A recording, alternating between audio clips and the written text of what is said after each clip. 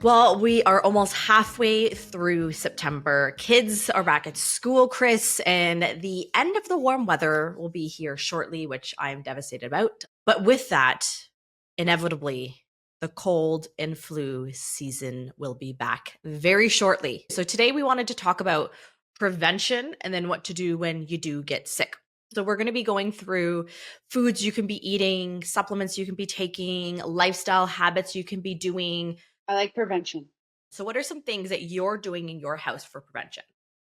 Wash hands. Washing of the hands. By the way, 20 years of food service, and I taught food safety. Here So she goes, everybody. here Here we she go. goes.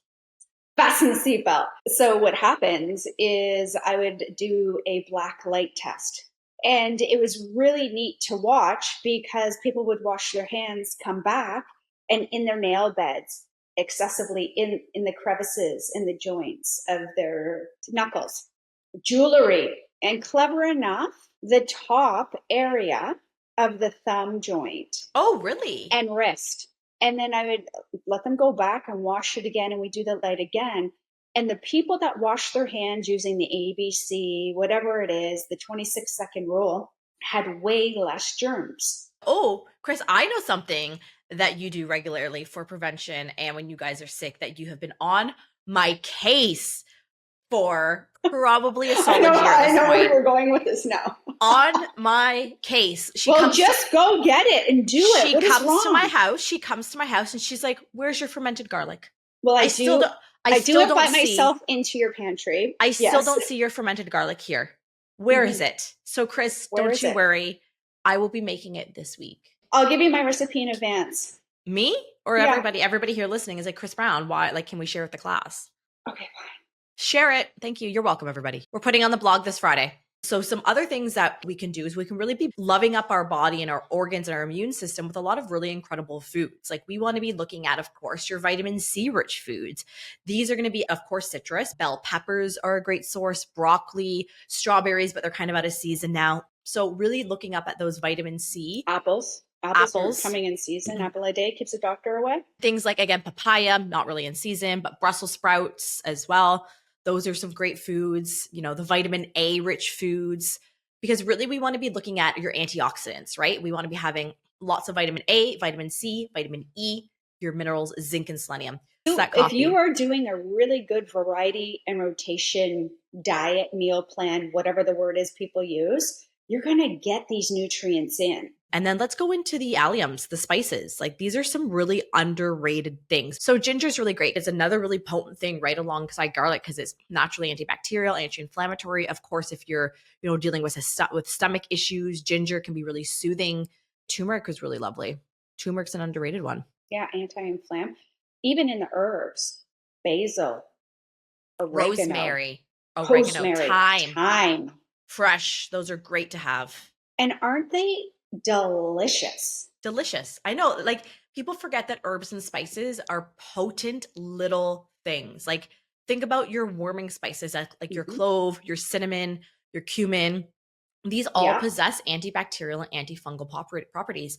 So I heavily use those warming spices in my day-to-day recipes. So I really love putting a ton of ginger and a ton of garlic and some turmeric in my bone broth because I always have some bone broth on hand.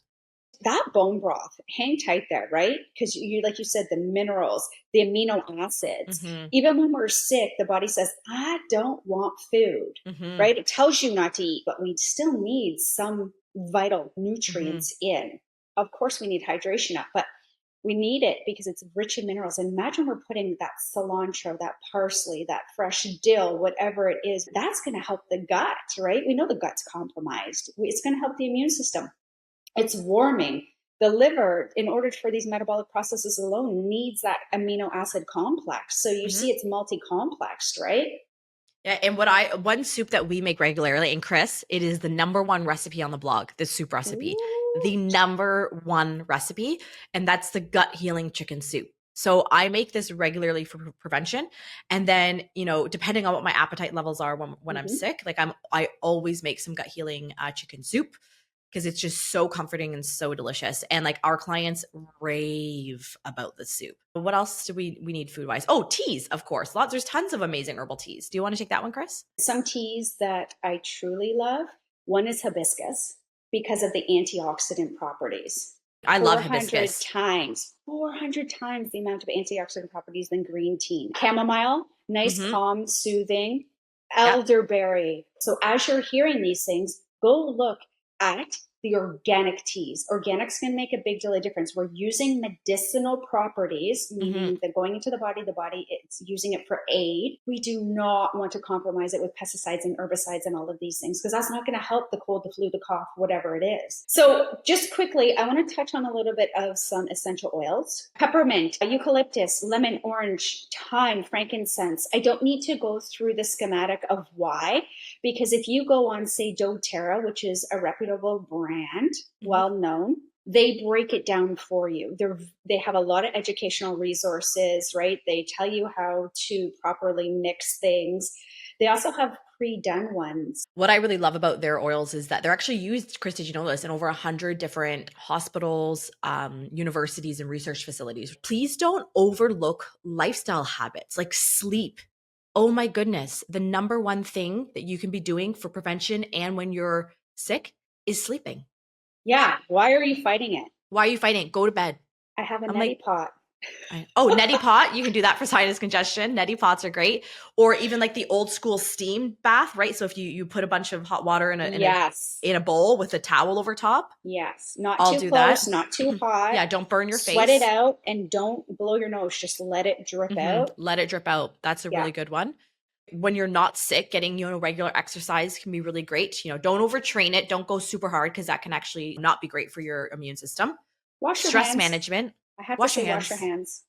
Stress management. I'm speaking to myself on this one. When my stress levels are through the roof, I am getting violently ill. Like last winter, Chris, remember when I was sick for like 6 weeks straight? And it was I was probably one of the stressed I've been in a long time. There you have it. Enjoy your flu and cold season. I recommend going back, listening to it, checking the show notes. Got a ton of stuff. And remember, this Friday on the blog, Chris's fermented garlic oil.